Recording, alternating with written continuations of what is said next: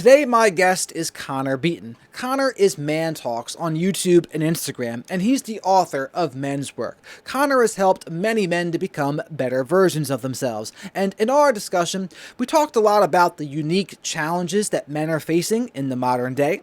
We talked about dating and attraction. We talked about the importance of compatibility. We talked about, can Republicans even date Democrats in this day and age? We talked about providing positive masculine containment for women, and we talked about why women can be attracted to narcissistic guys. And with that, I hope you enjoy this discussion with Connor as much as I did. Connor, what is the ideal version of a man for you? What do you strive to be in your own life? Yeah, I mean, it's a good question. I think every man needs to kind of define this for himself based on his life. I think that there are some basic tenets and principles that most men are going to find value in, that most men are going to find meaning in. But I think for the most part, it's a man who is willing to face his own unique brand of pain and suffering, a man who is willing to pursue purpose and meaning, a man who is willing to do the hard work to define his own values and to live in accordance to those values, to kind of have a code that you live by. But I think that there are some general things that, you know, men throughout history have found value and meaning and purpose in. One is providing for other people.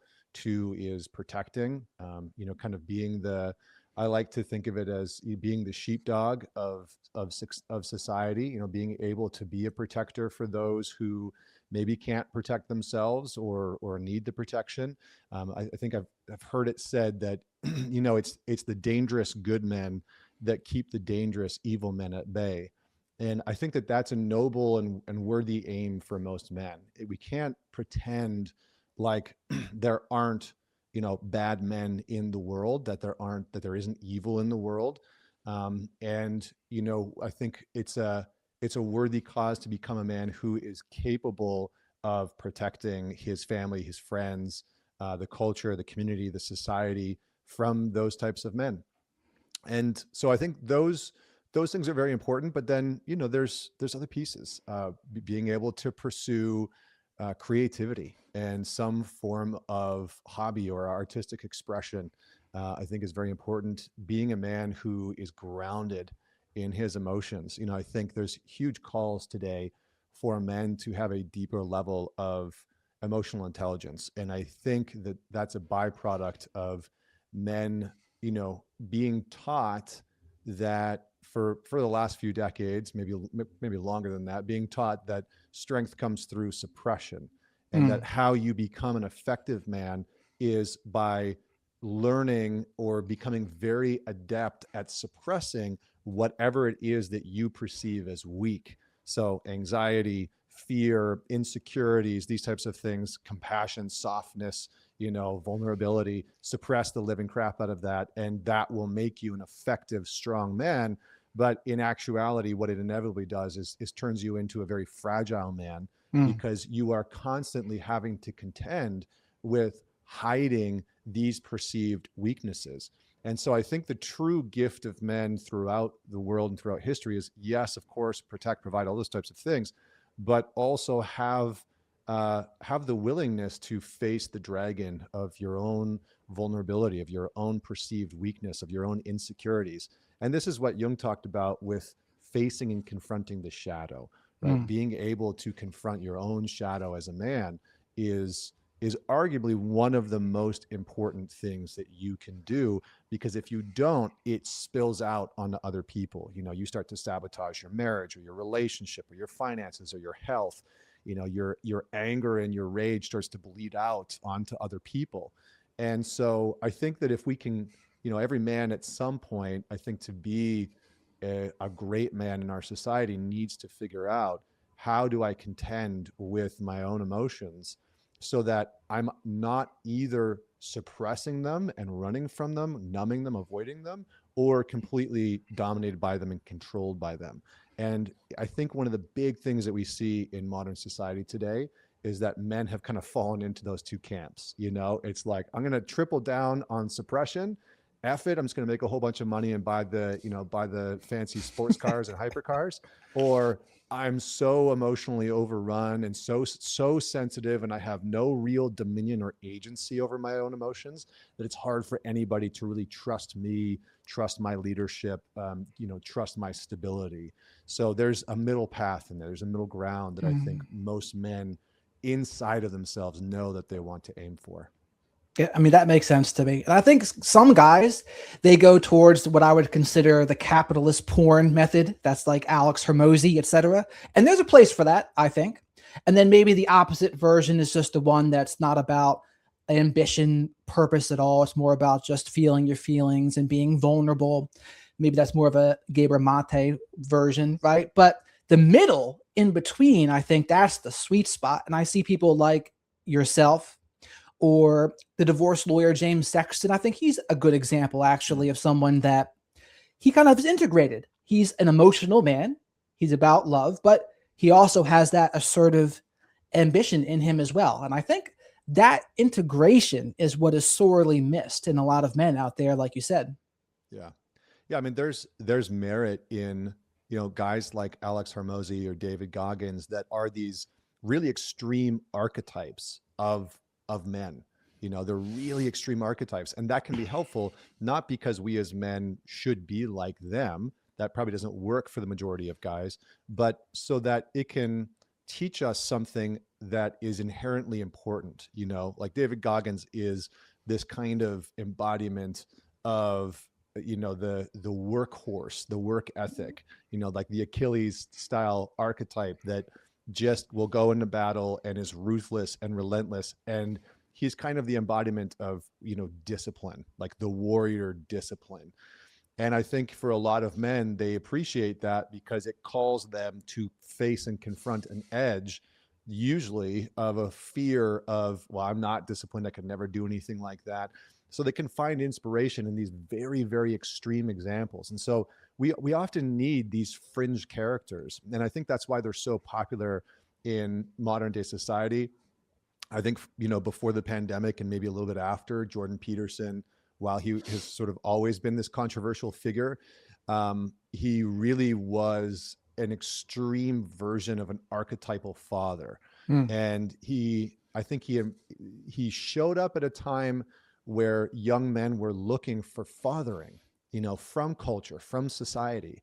And he filled this gap of, hey, do some simple things like make your damn bed, stand up straight, dress properly, take a shower, like, simple things that we probably take for granted. But the average guy, I mean, you look at the stats in America, right? 1 in 4 kids will grow up in a household without a father figure present. And so there is a vacancy of fathering that has happened. And then you look at the households that have dads, that are maybe abusive or complacent, or they're not disciplined. So they're not fathering their sons or their daughters. And the interesting thing is that when you drill down on the data of fatherless households, what you see is that it disproportionately affects young boys. It doesn't hurt young girls that much academically, from a mental health perspective, in terms of like their long-term success and those types of outcomes. But for young boys, it is catastrophic. I mean, the rates of mental health issues skyrocket. They're dropping out of school skyrockets. They're more likely to go to jail. They're more likely to never go to a post-secondary education. So the outcomes are just brutal and terrible. So I think we need those types of extreme characters, but then we also need people that are holding the center and saying, hey, you don't need to be this type of extreme man in order to be a great man. And you can still be an exceptional man without being, very, very extreme. I think the one thing I'll say, and then I'll pause, curious to get your thoughts on this, is that I think in today's world, unfortunately, if you deviate from any standard narrative right now as a man, you are seen as extreme. And, and I think even to be moderate in opinion, or, especially in politics, is to be seen as an enemy something's wrong with you. And so it's either, toe the line, get on board, or you're extreme. There's something, there's just this extremism, and polarity has ratcheted up to this really, really heightened place, where I think a lot of young men especially look at culture and society and say, maybe I have to be extreme in order to get by. I think right now it takes an extraordinary amount of courage to be in the middle, because if you truly are in the middle, depending on the issue, you're going to have both sides angry at you at a point. So you say one thing out of line, the right's going to be mad. You say another thing out of line, the left's going to be mad. So the real courage to me is in the middle, with people that are true to themselves as opposed to whatever group they belong to more so. And I think that is what's rare. And I think it's rare for other reasons too, not just because of that, but business wise, it's about attention and views, and the middle just doesn't get very much, right? So you have to pander to one side or the other a lot of times, or you're just going to get nobody. And I think that's a big part of the issue. And circling back to what you said about fathers there, I think, especially with a fatherless household, right? I think the single mothers, they teach their daughters to be independent, don't ever rely on a man, that kind of thing. And this is a generalization, but you see a lot of that. And then with guys, with the boys, they're kind of taught, don't be like your asshole father, right? Don't be like him, whatever that was, right? And they say, be nice to women, etc. But which of course you should be, but they're kind of missing the teeth. They're missing that, okay, how do you become assertive? How do you step into your power? How do you own your power? That seems to be the part they're missing. Yeah. Yeah. I mean, I think generally from a social and a cultural standpoint, we teach young men largely how to treat women, but not necessarily what to expect from them in relationship. And we teach young women the inverse. We teach young women, here's the laundry list that you should expect from men. Here's all of the things, and you're entitled to them. You deserve them, no matter what, no matter how you behave, no matter how you look. Everything should be go. But here's what you should expect, but not how to treat a man. And so when you see a lot of the therapy culture online, this is sort of an embodiment of that. Like the psychological industrial complex and the therapeutic industry has become a behemoth. And it really is dominated by women. When you look at the stats, it's like 80% of therapists, and in some states it's more than that, 80% of therapists are women. And so the therapeutic industry has become very, very, I hesitate to say feminized, but it's become very female dominated. And what that has done has centered women's expectations in relationships. And usually what's interesting is when I say this, there are always some women that get upset and they say, well, what do you mean? Like, I've been with men who, it's all about what they expect. And who they're usually pointing to are the men who have kind of gotten not fed up, or they've kind of gotten disenfranchised by treating women properly and treating women correctly. And they've just started moving towards what women respond to. And that usually is a completely different ball of wax. And so those women are usually talking about those men who are a little bit more disagreeable, or, they kind of, it's not about centering a woman's experience or her expectations or what she wants in the relationship. He becomes more domineering and sort of more dominant. And what he finds is that a lot of women end up responding to that in a kind of positive way, whether it's sexually or relationally. And so it creates a bit of a challenge. And I think that I think that most men, young men especially, are in a real quagmire right now. I remember talking to a single mother, and I'll kind of like leave the details out of who she was, but I was talking to a single mother, and she had a son and a daughter, and she is divorced.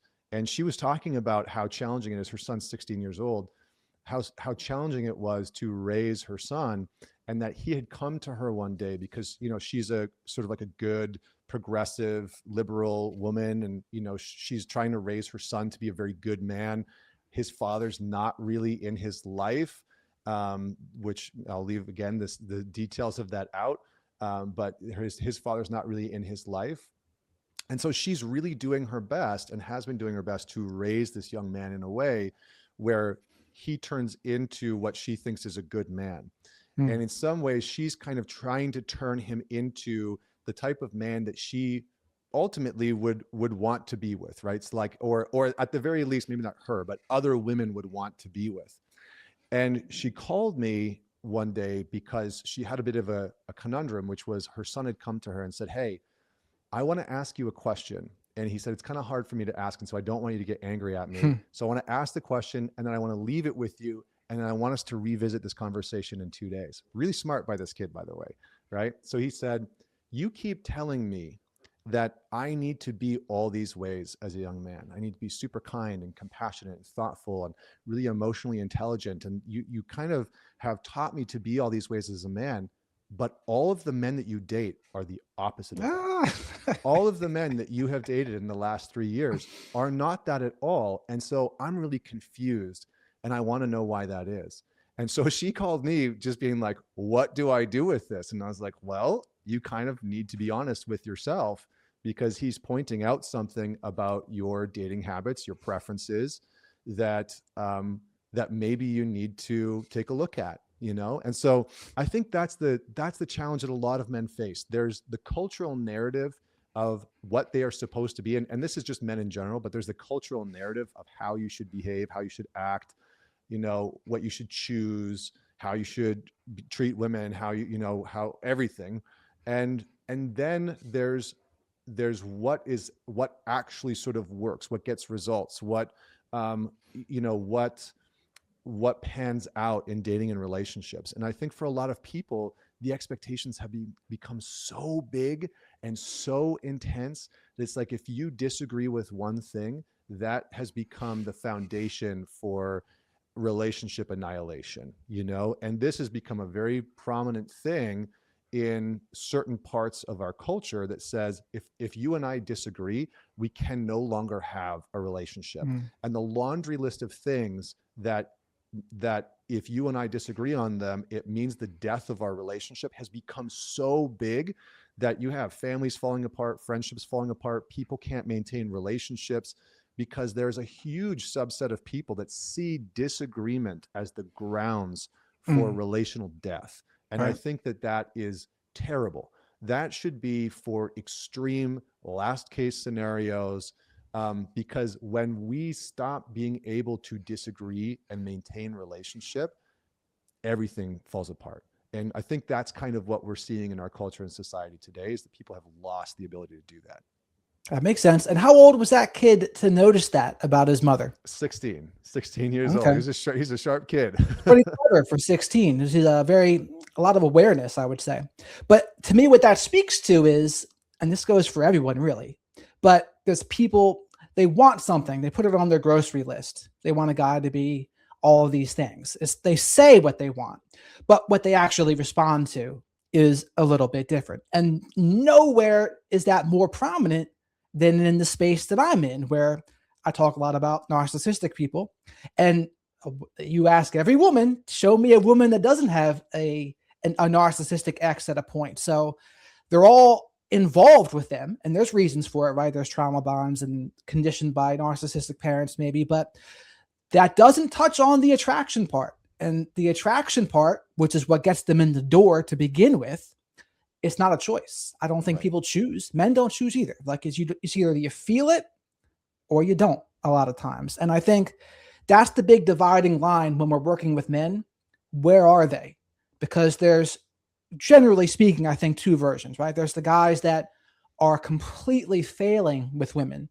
They need to work on different things than the guys that are maybe the narcissistic guys that are maybe low in empathy and awareness of and emotions, and they need to be more of the opening up side and honesty side. But the guys who are struggling with women, they need help with a different skill set.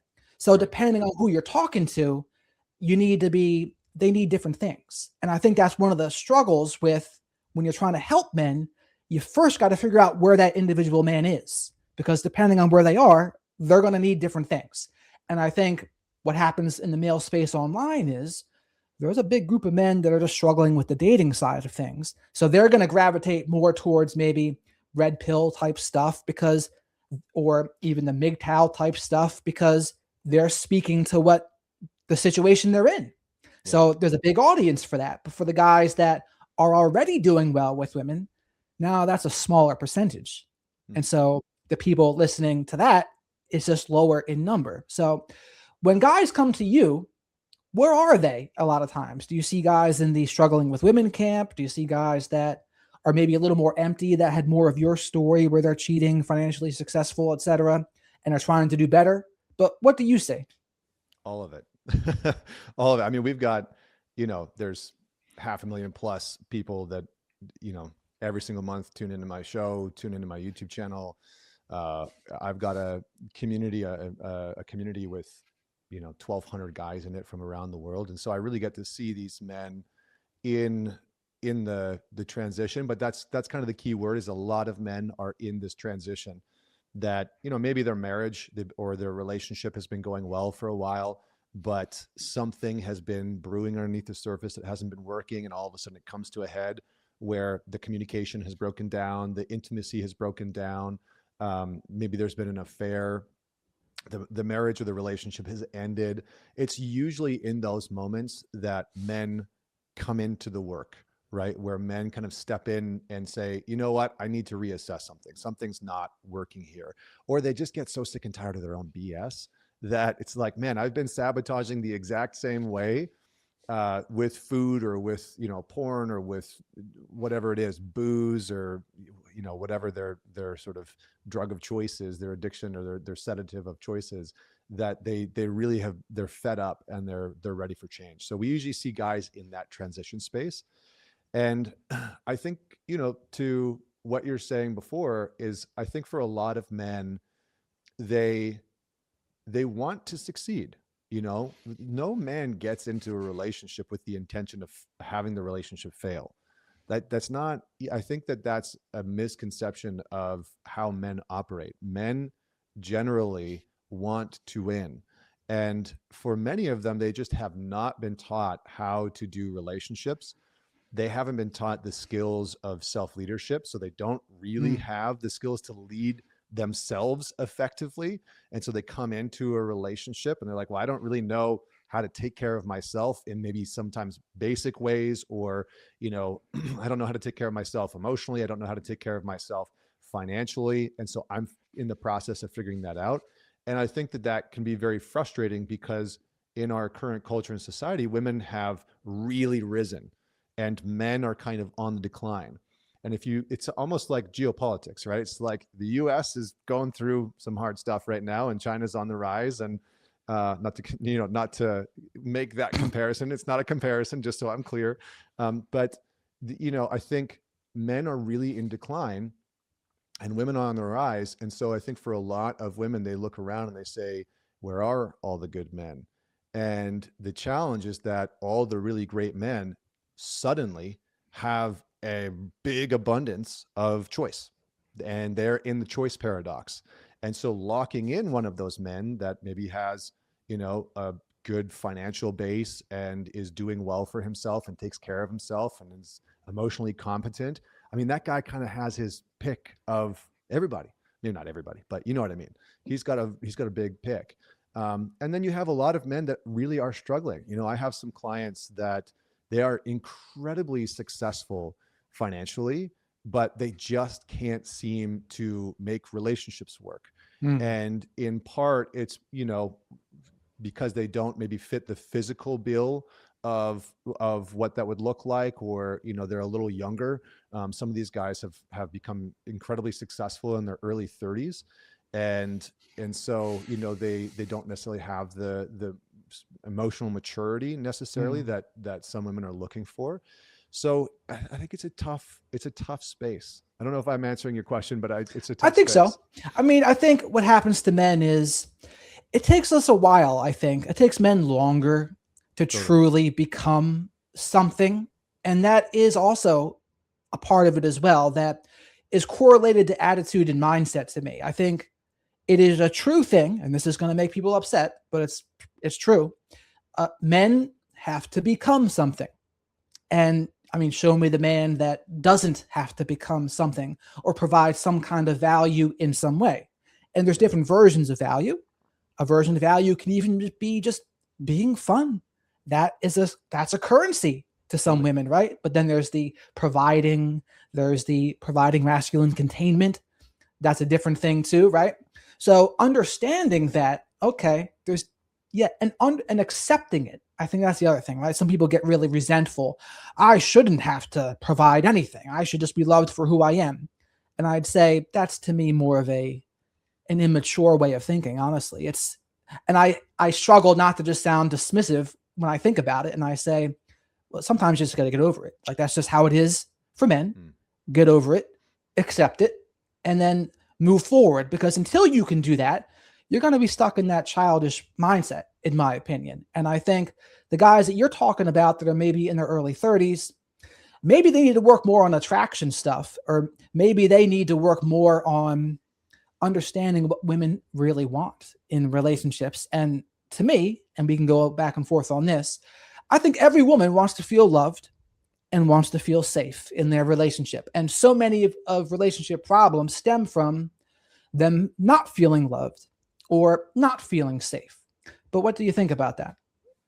I think that's part of it. I also think that socially and culturally, we have neutered a lot of men, and we've taken the sort of primal essence that a lot of women are just naturally drawn to and tried to extract it from men because we've said that's what makes you dangerous. And so for a lot of guys, they are completely disconnected from any type of primal nature, any type of potentiality that they could be dangerous, right? Again, Mm, like I said, it's the dangerous good men that keep the dangerous bad men in check. When you completely neuter the dangerous good men, what ends up happening is that the dangerous bad men really take over. And we kind of are living through that in our culture where, the dangerous good men, I think, I always try and avoid getting into politics. So I'm just going to reroute where I was going to go with that. But, I do think that that's a very important piece of the equation, that for the last few generations, we have told men to not be dangerous, to not be connected to anger. That's dangerous. That's bad. That's wrong. Patriarchy is the fundamental problem with mm, existence, aka you as a man are complicit in the massive issues that are facing us today. So men are just they've grown up in this kind of incubator of shame about being a man and about masculinity. They've grown up in an incubator that has told them to be, in some ways, depending on the environment they've grown up in, anti-male, anti-masculine. And so they don't necessarily have a connection to that type of ferocity, which actually provides the safety and the security that most women are looking for. What do women really feel safe with at the end of the day? When, if you look at myth and story, which sometimes helps to understand these things, like look at the Beauty and the Beast myth. That is a perfect quintessential example of female attraction. I want somebody that is a little bit of a monster that's also able to contain that monstrous nature. And then I feel safe with that because I know what you're capable of, but that's not getting directed at me. It's not getting directed at other people, but it is a kind of a safety net that keeps us safe and protects us, right? Gaston, not the guy, right? mm, He's not the one. Maybe for some women, it's like Gaston is the fun one on the weekends that you want to have fun with, but he's not the one for a long-term committed relationship. The problem is that for most young men, they've missed the beast part. They've missed the monster part. So they are completely disconnected from any type of right. primal nature inside of them. And they're just this nice guy that has no real edge to him. So, yes, safety and security, but you have to start to develop some of that ferocity within you to know what you're capable of as a man. Because if you don't, then that creates a kind of unconscious insecurity and question mark and unsafety within a woman, right? If you're disconnected from your own anger or from your own physical nature, there's kind of a question of like, what are you capable of? Like, you Hmm. don't seem to know. And at some point, is that going to bite me in the ass? Are you going to blow up at some point? Are you going to be super passive aggressive? And it's another way of saying, instead of learning to deal with his, physicality as a man, his anger as a man, his aggression as a man, he just cuts himself off from it. And I think that that's what we've experienced for the last few decades with so many men, which is why we have, more young men between 18 and 30 living at home than ever before, more young men between 18 and 30 that haven't had sex, that aren't dating. A lot of these young guys they are disconnected from that primal nature. And what ends up happening is it doesn't go away. It just goes underground Right. and into online forums, right? And that's where we get all of these really aggressive, really angry keyboard warriors that have nothing else to do but troll people because they're angry, but they have no outlet for it. That's a very good point. That's their shadow side coming out in those online forums there. And I think also a good point that you mentioned there.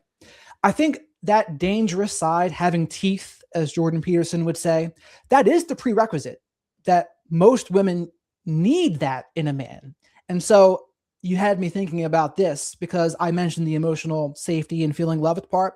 Mm. The reason why that came to my mind first is a lot of the women that come to me, their guy already has the danger. They already have teeth. In fact, too much probably. So they need more of the emotional safety and making her feel loved side. Now, but a guy who's really struggling with dating, I could almost guarantee you it's because he's not confident enough. He doesn't own who he is, right? So they need the teeth. So again, that's part of understanding where the guy is and what they're going to need help with. And if you want to talk about anything political oriented, you absolutely can. I've been training and conditioning my audience to be okay, and I'll literally listen in the same stream to Matt Walsh, Megan Kelly, and then who else we listen to? Kyle Kalinske, Destiny, and so I force them to watch it, and we go over it all, Good. and they're good, like they can handle it. So I don't know if yours would get upset, but I've been trying to work on that with them. So Nice. anything you want to say about that, you can. And I think the other thing about the patriarchy thing, because that's the thing I hear all the time too. I don't understand what they want with that argument. I don't understand what it means to deconstruct it in a way. I think there's always going to be hierarchies of a sort. There's always going to be competition. There's always going to be women wanting certain men. Like that's not going to go away, Right. regardless of what kind of system you're in. I mean, communist, socialist, capitalist. It's all going to be attraction's attraction. So maybe you can break that part down. Do you know what they mean when they say that? Yes, to a certain degree. It's predicated on a kind of utopian notion that there is a place that we could get to with men where, because in that framework, in whether we want to call it feminist or feminist framework, or a kind of postmodernist framework or Marxist framework or whatever it is, and that framework, patriarchy, masculinity, etc., is purely 100% a social construct.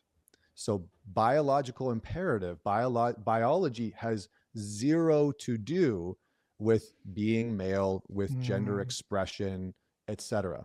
And so there's a big gap because for a lot of men, they're like, well, actually, my biology and having testosterone course through my body and some of the things that I experience is such an inherent part of who I am that it is a part of my masculine expression, my gender based identity. And so there's a notion though for those types of people that hold that frame that we can just eradicate patriarchy. We can break down the sort of social construct of it and retrain men to be a more whole, more complete, more contributive kind of man. But I think what we're seeing is that that is not true at all. That's not working at all. It's actually having the complete inverse impact, because every man knows that in order to go from being a boy to being a man, you need to go through some type of initiatory process to reconcile with your physical power, with your intellectual potency, with the energetic intensity that exists inside of you.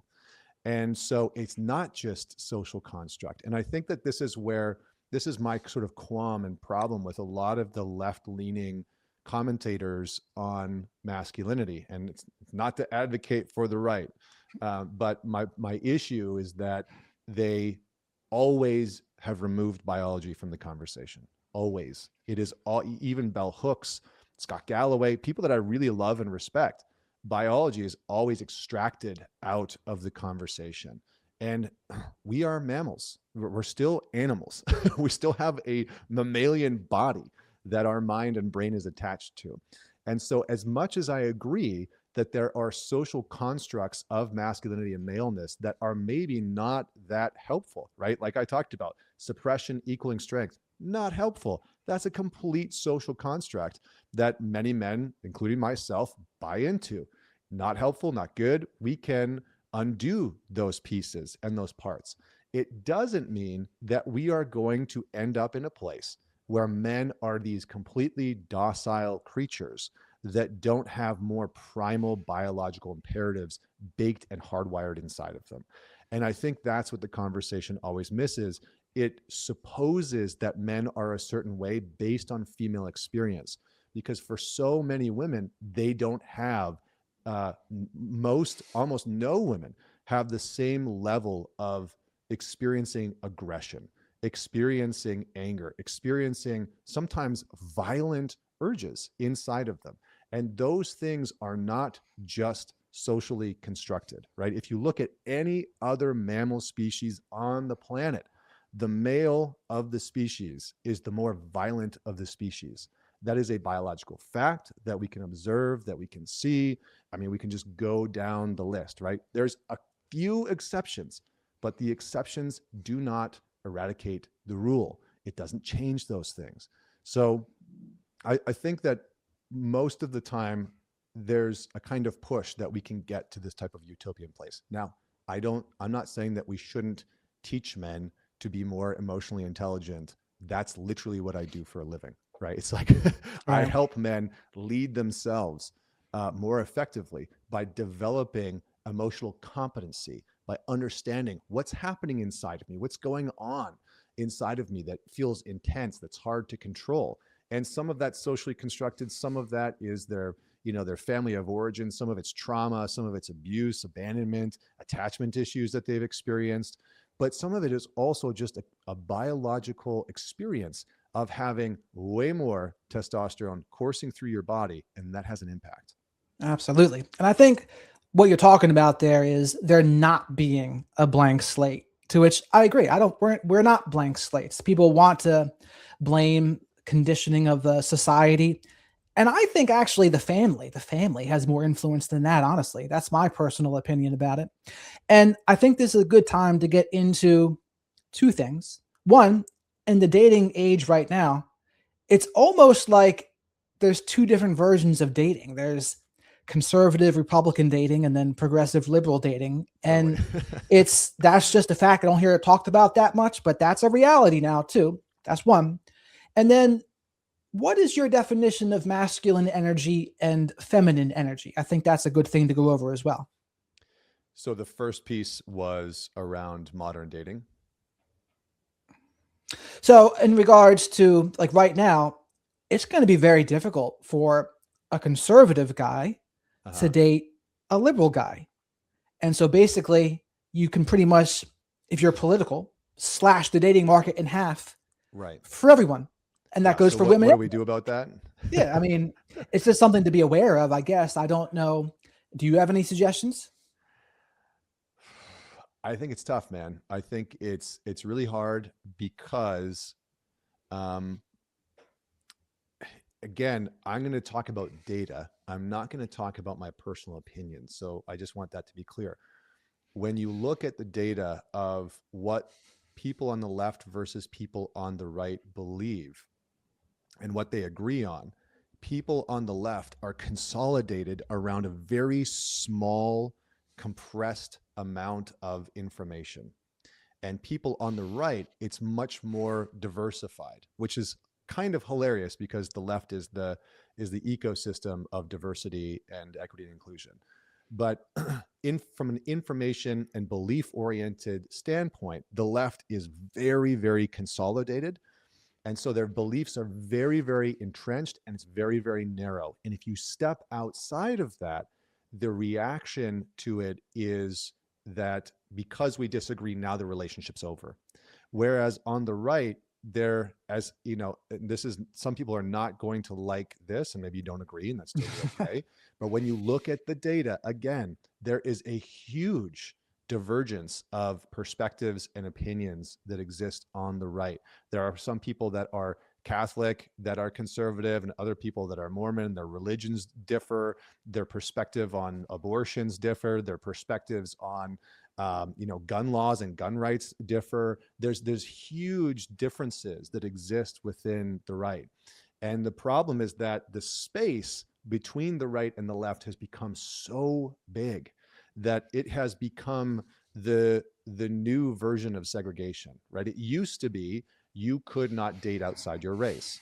And then it used to be that you couldn't, or before that, you couldn't date outside of your religion. And now you aren't allowed to date outside of your political perspective, your political belief. So I don't know if there's something that we can do about that individually. I think that people have the right to choose how they want to live and operate. If you're a liberal or a conservative and you don't want to date somebody that has opposing views and perspectives to you, that's up to you. How I like to live my life is I can disagree with you and still be in relationship with you. I can disagree with a lot. I have some friends that I really fundamentally disagree with some of their perspectives and their beliefs. And that doesn't mean that I can't be in relationship with them. So we don't always need agreement to maintain relationship. And in fact, this is a really important piece. I'll bring this in. In attachment, it is being able to go through a hard time that actually produces, there's two main things that produce secure attachment. Number one is I express a need, you hear that need, and you're able to meet that need. And then you express a need, I hear that need, I'm able to meet it. So there's a reciprocity of meeting one another's needs. That's one core pillar to building secure attachment. The other piece is that you and I can go through a hard time, a challenging time together and come out the other side okay. Meaning we can go through the hard time of disagreeing on something. We can have conflict about something and we can come out the other side okay. We can disagree and we can actually never come to a resolution of that agreement, but still be okay in the relationship. And so I think that we have to, as a culture, we have to return to a place of not allowing these massive institutions of media, et cetera, control this notion that we should not be in relationship with one another if we disagree. That's not how that works. If you want to change anything, it requires relationship. But so many people have become convinced and indoctrinated into this idea that how you change things is by completely cutting people out of your life. And the discourse collapses. And so then you have no chance and no hope in hell of understanding the other person's perspective. And so we've become very fragile in the sense that I think many people are afraid of having their minds changed. They are afraid of hearing a different perspective and opinion that actually alters the way that they think, that opens their mind. So I think if there's any hope, it's go date some people that you disagree with. It doesn't mean you need to marry them. It doesn't mean you need to have kids with them. It just means, can you hold a conversation with them and disagree with them without losing your damn mind and getting reactive or filming it and putting it on TikTok? I think this is disgusting. I mean, this is just abhorrent behavior that we should absolutely not stand for. In the public forum of social media, people have become way too comfortable with doing things that from a moral standpoint are just reprehensible. And I saw this video the other day of this person videoing a guy who I can't remember exactly what they were talking about, but they disagreed about something.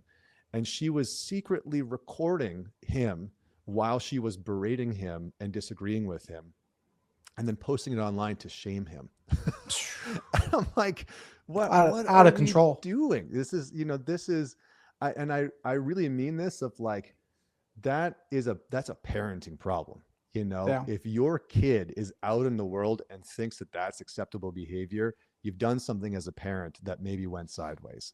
I Sounds can like it. tell you that I hope that my kids never go out and do that type of stuff. And so I think that we need to have, I think that I really understand how challenging the dating world is today. I don't want to downplay that it's not difficult. There's a lot of animosity. There's a lot of anger between men and women. There's a huge gender war going on between men and women. But I think that we have to go back to a place where we catch ourselves in the act of blaming all women, of blaming all men, of seeing all men or all women in a certain way, and viewing them as the fundamental problem with why we are single and we can't find somebody to enjoy life with. We have a part in that. So it's coming back to our own unworkable nature. It's so much easier to be like, oh, he had some moderate beliefs or some conservative beliefs, or, oh, she had some liberal beliefs that I disagreed with, and so I'm never going to talk to her again. Get over Right. it. Get over yourself. Exactly. I agree. I think the one thing, I'm not sure if I differ with you on this, but I think one of what you talked about is the phenomenon of the left eating its own. That's basically what you were saying there. And that is true, right? And I think they have the purity spiral, as Chris Williamson says, or wherever he learned that from.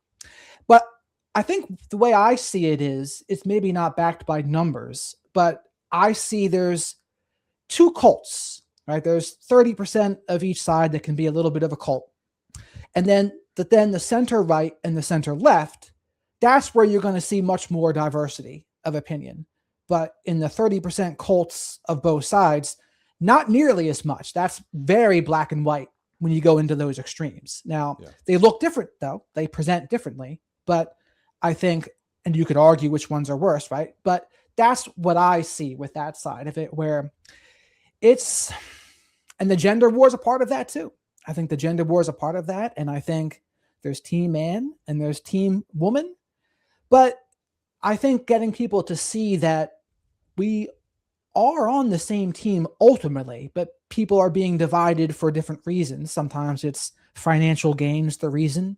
And you see that a lot in YouTube, on Instagram. People make a living out of demonizing men or calling out women. But is that really where you're going to live a productive life? Is that where you're going to find a meaningful life? I mean, probably not. Yeah. There has to be some type of reconciliation. And I do think it just, I think that in many ways people have looked, they've turned to institutions, governments, et cetera, to fix some of these foundational issues they're actually showing up in relationship. And I think that we have an individual part as human beings to rehumanize other people, to maintain relationship with disagreement. I think that that's just, my wife is one of the top couples therapists in America.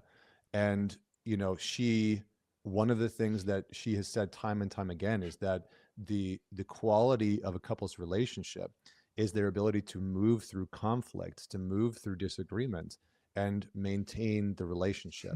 And so, she and I don't agree on everything. We don't agree on everything politically. Sometimes we disagree on things with our kids, but we hash it out. We have we have open comms. There's no like, oh, I'm going to divorce you because you disagree with me. There's no threatening of the relationship because there's a disagreement. I mean, that's a recipe for never being able to make a relationship work. But this has become socially acceptable. It's become a socially accepted norm to implode or kill any type of relationship where disagreement starts to creep in. And, I see people doing this more and more and more and more and more, so that they have like one thing. And it's like, well, I'm going to ask this one thing. And if that person disagrees with it, or they don't, say the right thing, then I'm not even going to bother dating them. I'm not even going to bother Mm. getting to know them, or that's going to be the thing that, justifies me ending the relationship or ghosting them or whatever it is. And so I think it's just, we just need to return to some type of civil relating with one another. And I think that's probably wishful thinking on my side. Well, My guess is that that's probably not going to happen in the next couple of years, but I'll still advocate for it anyway. I get you. I mean, I think compatibility is key, right? I think the very first step in any relationship is there has to be compatibility. And if there's no compatibility, it's going to crumble from there anyway. Yes. But from there, I think it's okay to have some hard lines. But again, too many hard lines might be an issue as well, right? But it just depends.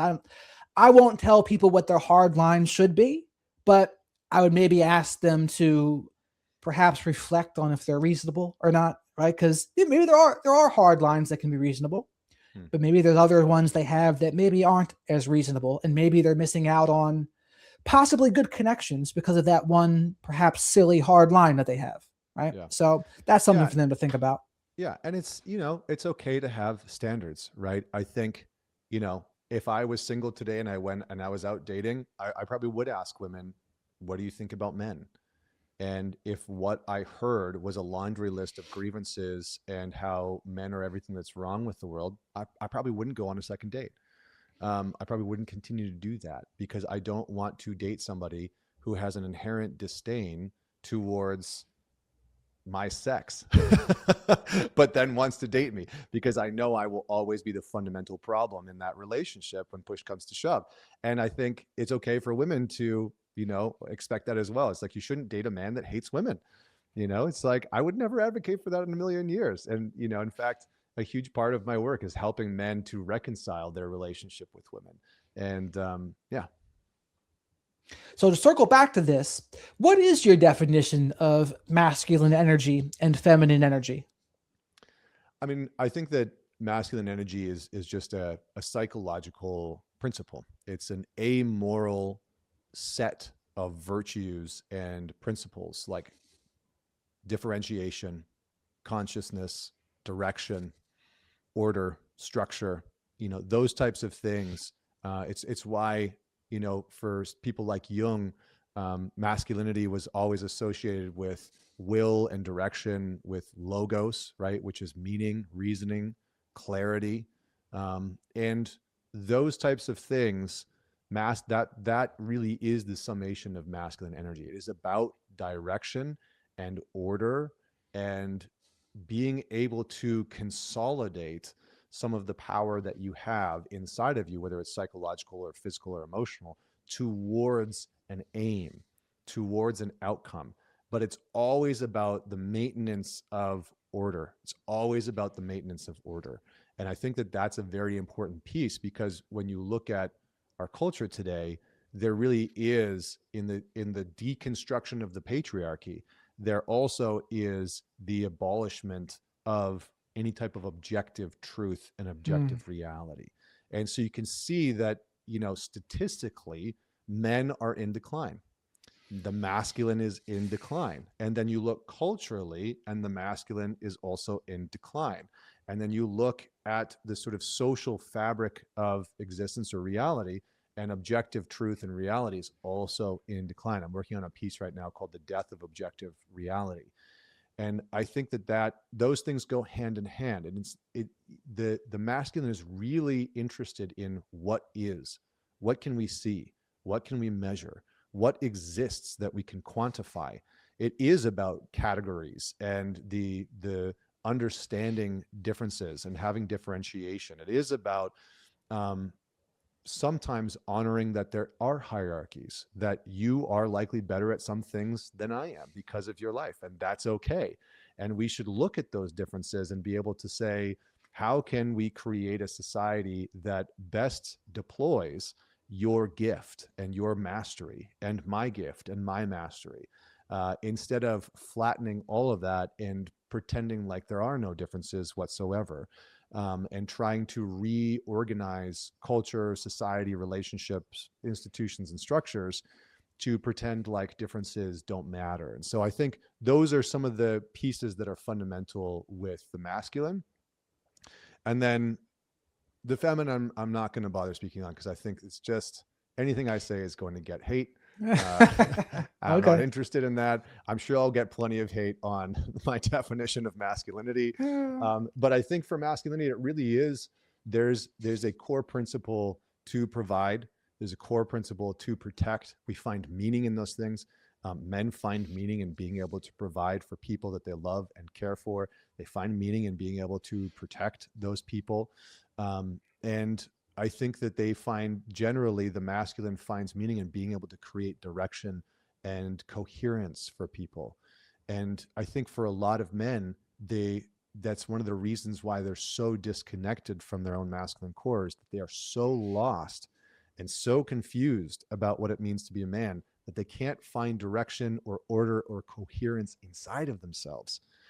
Never mind outside in the world. And so how are they supposed to have a mission or a purpose? It's almost impossible at that point.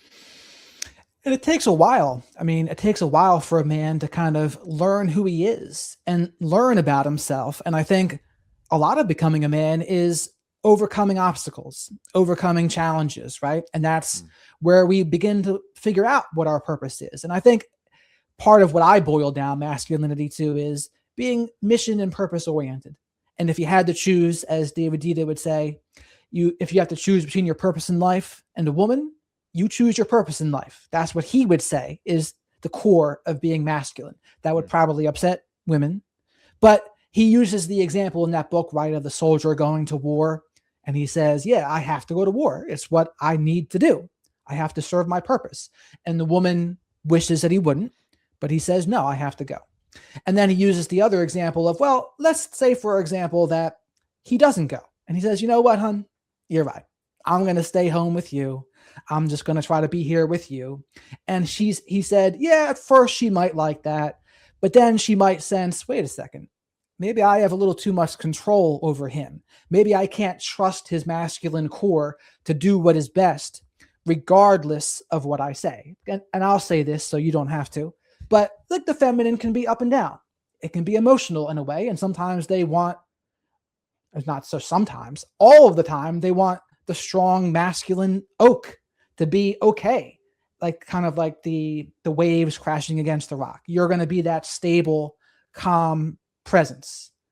I would say most women want that. Most women want that in a man. And I think that was part of it. Part of that is when you have your mission and purpose first, you are more likely to be that kind of man. But what are your thoughts on that? Yeah.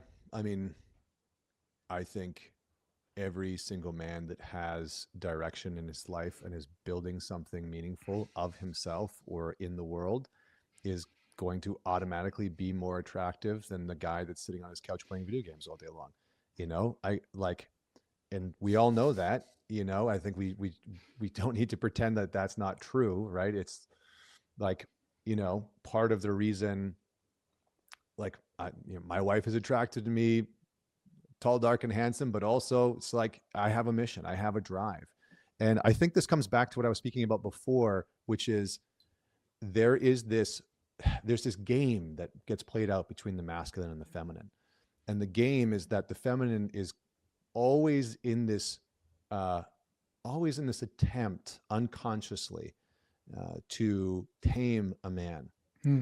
Slowly over time or all at once. Can I tame you? Will you withstand my attempts to make you more docile than you are right now?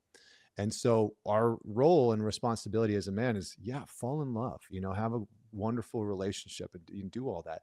But don't sacrifice that primal nature inside of you and become completely domesticated. I have seen so many men, and again, I'm not saying don't clean up around the house, don't do the dishes, don't. I'm not saying that.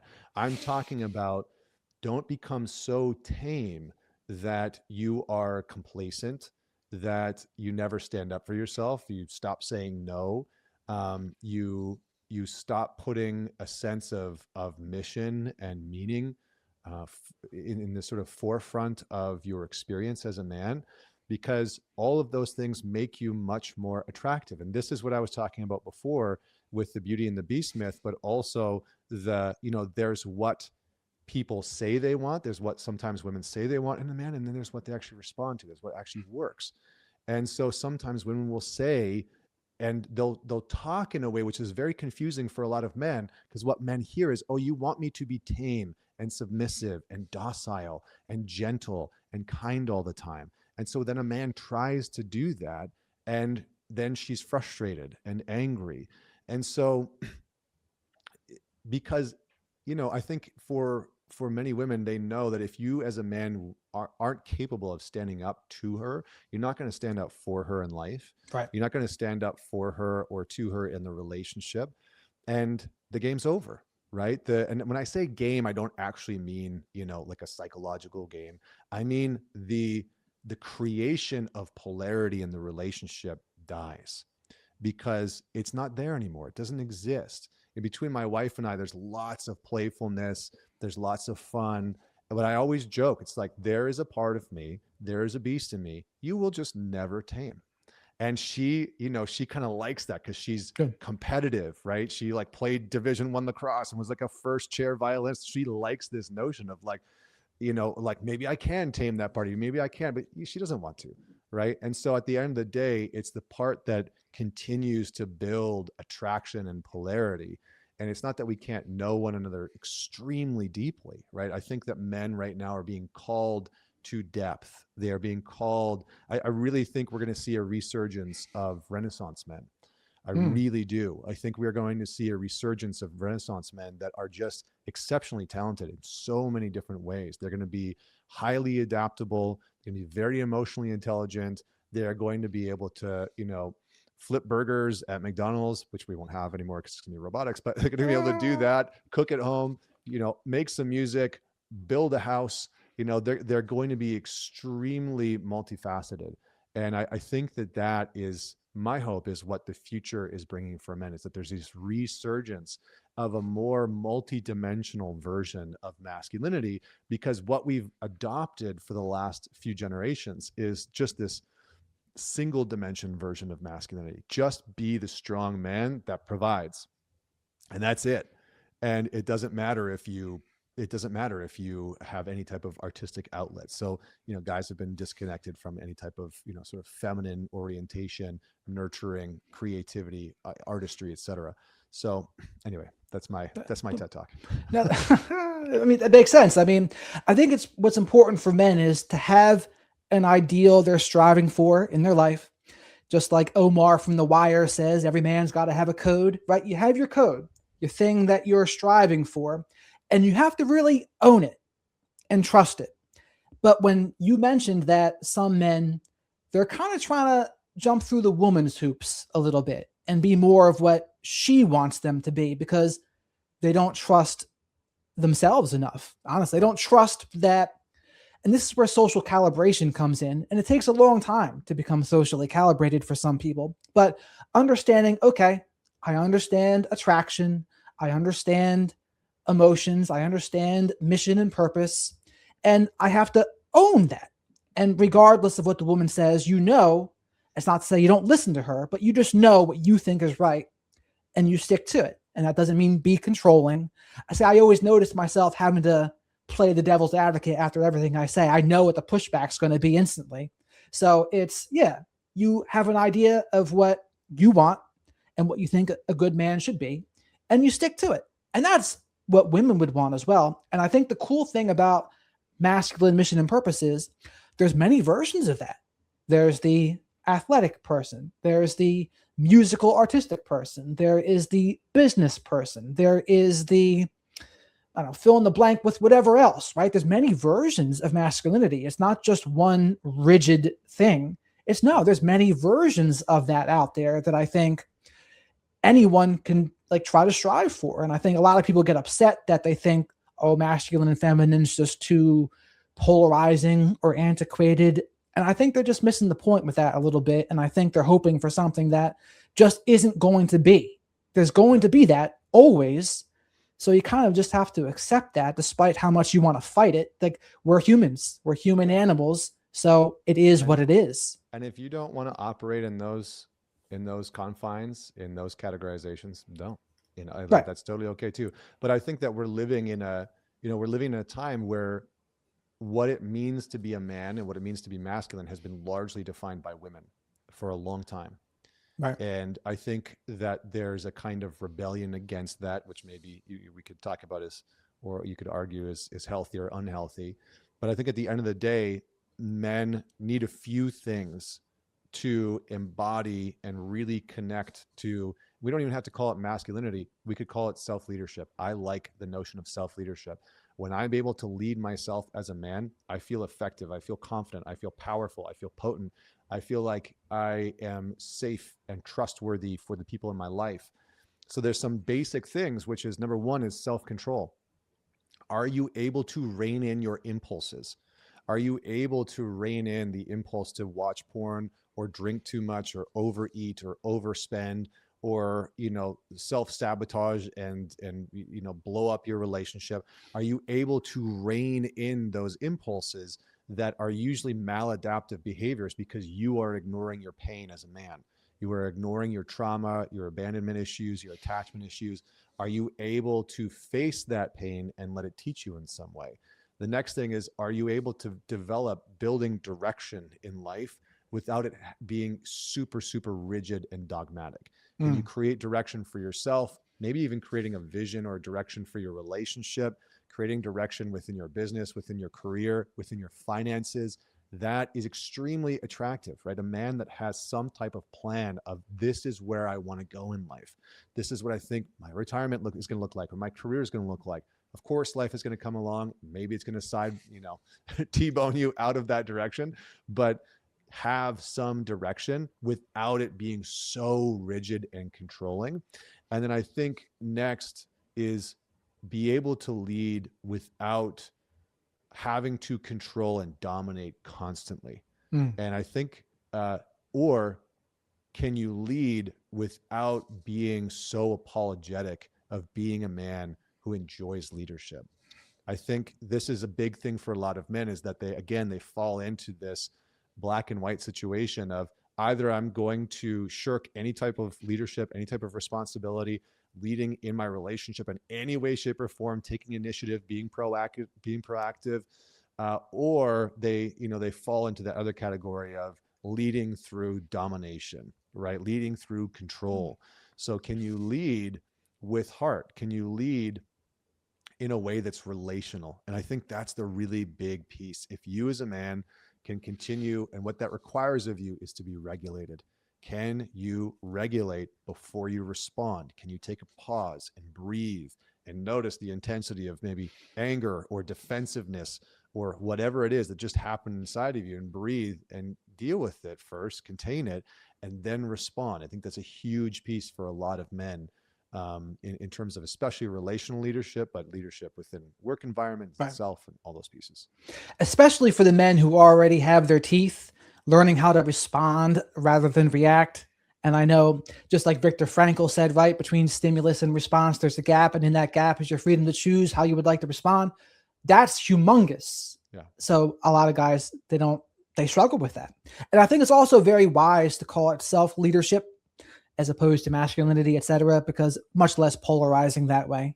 But it communicates the same thing, right? Self-leadership Totally. is what men need to do. And I think a lot of times, like you said, also, I see a lot of women, they act like no men are doing the work. All men, they're all just way behind us. We are these evolved creatures that are basically above men at this point because the men haven't done the work, which to me is just a generalization. There are men who have done the work, but I think what they're doing is they're seeing a version of guy that they've been attracted to, and maybe that version of guy, maybe there's certain things with emotional intelligence, etc., that kind of guy struggles with. Yeah. But there's other versions of guys that maybe they have the emotional intelligence, they have the social calibration. What they're missing is the part that those other guys have. The guys that have the teeth, they have that assertiveness, and they have that spark. So it's interesting to note when they're both kind of going back and forth like that. And then this is going to tie it together with this. You know the term positive masculine containment? Mm-hmm. To me, that's the gap. That's bridging the gap between the two. Because I came up with this idea a while ago. The reason why so many women are into narcissistic guys is their controlling behavior mimics positive masculine containment. Mm-hmm. But it's not a healthy version of it, but it mimics it. So they feel like they're getting a form of containment. It's being controlled, but it feels like, well, it's better than the guys that are not giving me anything. The guys that Right. are the opposite. They're not stepping up. They're afraid to be considered controlling or afraid to step into their power. And what I think they don't understand is most women don't like that. Like most women would rather, and you know this by their actions, they would rather go for the guy that's a little bit narcissistic with the side order of controlling versus the guy of, no, he's got no teeth. He has provides no masculine containment for himself or others. That guy gets nothing. Right. So to me, that concept bridges the gap between the two, because positive masculine containment is not controlling. It's just treating a woman as if you can't hurt her without also hurting yourself. And you're providing a safe space for her to be her, to like be herself, grow, and just become the best version of her. And you're providing that space for her, kind of like the clam, the oyster within a clam, I think it's called, right? And I think that's a good representation for a lot of guys to see it as, because it is what most women would want, I think. Yeah. Yeah. I mean, there's kind of two things there. One might get me into trouble. I'm going to say it anyway. There you go. I love it. Which is, I think in our culture, many women have become the version of the man that they want to date. And so they've become the bar for a man that they would want to date. So they're completely independent. They've, and I see this all the time. It's like, well, I'm independent. I don't need a man. It's like, well, then you probably won't get a man. Yeah. Men know that they need women, and it's not because they need women financially. It's that what men are really saying is, I know I need relationship. That's it. Plain and simple. I know I need, or at least I want relationship. So I think the challenge is that for some women, they've become the man that they ultimately want to date. And then the pool of men that they can access that fit the bill for what they want has just shrunk so much. And then the higher up the stack you go with men, the more successful a man is financially, socially, the more status he has. One, the more optionality that he has, but also two, the more likely that he is to embody some of those more dark triad traits that maybe don't make him as emotionally agreeable, as emotionally intelligent as you would like him to be. And this is what I was talking about before with the woman whose 16-year-old son came and talked to her, because what she was teaching him was be this very agreeable, emotionally intelligent, loving, kind man. But who she was dating was men that had higher dark triad traits, that were not agreeable at all, that were a little bit more domineering and said, we're going here on Friday night, put that dress on, right? I'm going to pick you up at this time. And so I think for a lot of women, there's a bit of a conundrum, which is what so many women, and this is based on some of the stuff that I get sent from guys and women online and what I see online. The challenge is that for a lot of those women, what they think they want from men has become so narrow. It's basically just emotional companionship. It's basically, I just want you to be this emotional container for me, because I have been taught by culture and society that to need or want anything else from you is anti-feminist or wrong or bad. I shouldn't want those things. I shouldn't need those things. I should be able to be by myself as a woman without wanting or needing any of those things. And so, I do think that there's truth, and that many men do need to do their own work, to face their own pain, to face their own challenges, to, for lack of a better term, get their shit together. I certainly was one of those men. I lacked self-leadership skills. I didn't have discipline. I kind of was the Renaissance man in testing. You know, I was working construction, riding a motorcycle, singing opera. You know, like Ah, I was really like a strange enigma and anomaly, but that also was extremely attractive to women. And this is what I wish more men understood, is that the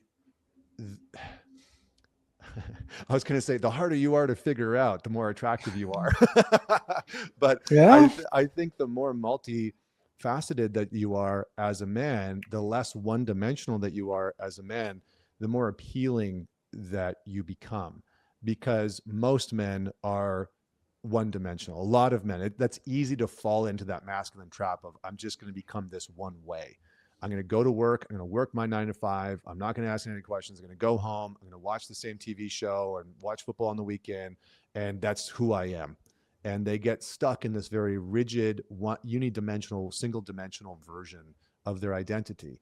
And the more that you can expand out, and again, have hobbies, have interests, be interesting as a man, the more appealing and attractive you are not only going to be to women, but the more you're probably going to enjoy yourself. And the challenge that I've seen with so many men is they really don't like themselves. A lot of the men come to work with me, and the truth of how they talk to themselves internally is brutal. Yeah. They are vicious, they are violent, they are abusive to themselves inside sometimes. So I think this is like a both end scenario, right? Men have Sure. their own work, women have their own work. And yeah. I think that's why mindset's number one. I have found in working with men in particular, if they don't have the right mindset, everything's going to crumble from there. And that's, it's, you always constantly got to be working on your mindset and attitude. But that's what I see a lot of guys. If they struggle with that, it's going to be a struggle from there on out. And I think you were right with what you said. As a guy, if you're harder to figure out, women like that. They might not admit it, but they like it. Some do admit it. But, and then the other thing you were mentioning, and this is something women have said to me, and this is going to make the people in my space upset more than likely. But there was a woman that said to me, there was a guy telling her, like, okay, we're going to go out this night and wear this, pretty much exactly what you said. And then she said something along the lines of, well, what about this? And he said to her, it wasn't a question. This is what we're doing. And you know what she said to me? She said, it actually really turned me on that he said that. Mm-hmm. So that's something that I think for some guys, it would kind of blow them away to hear that, right? For other guys, they already know it. And they say, yeah, I know. I know they're like that. But the guys who are maybe struggling with dating, they'd be like, what? That sounds so controlling. That's so toxic. But again, not every woman's like that though either. Not every woman's going to find that a turn on. So that's where the social calibration comes in, right? Depending on who, you got to know who you're dealing with. Right. So, and I think yeah, sorry, man. I didn't mean to cut you off. I was just going to say, like, I think that's what I'm talking about in creating direction. Here's where we're going.